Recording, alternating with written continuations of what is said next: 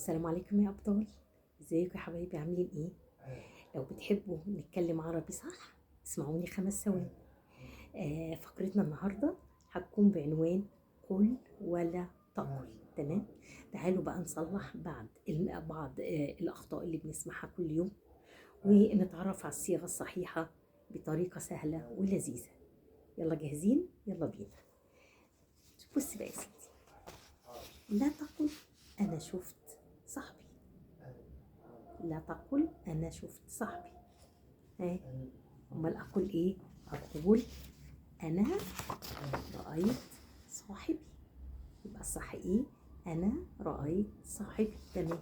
لا تقل دي بتاعتي أنا، دي بتاعتي أنا، مش لغة عربية خالص، ده خطأ. لا تقل دي بتاعتي أنا. أقول إيه؟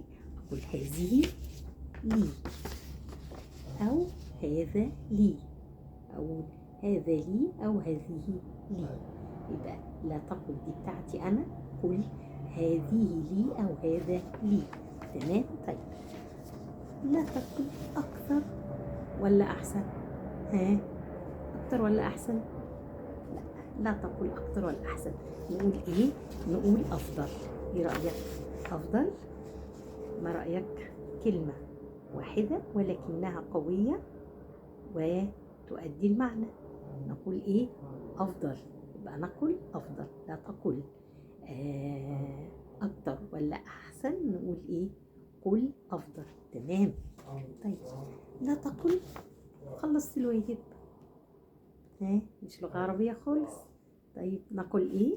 نقول أتممت أو أكملت الواجب. نقول إيه؟ أكملت أو أتممت الواجب. خلي بالنا بقى يا أبطال، لو أي جملة سمعتها غلط اكتبها لي ونصححها الجزء اللي جاي. لغتنا العربية جميلة لو نطقناها صح. تمام.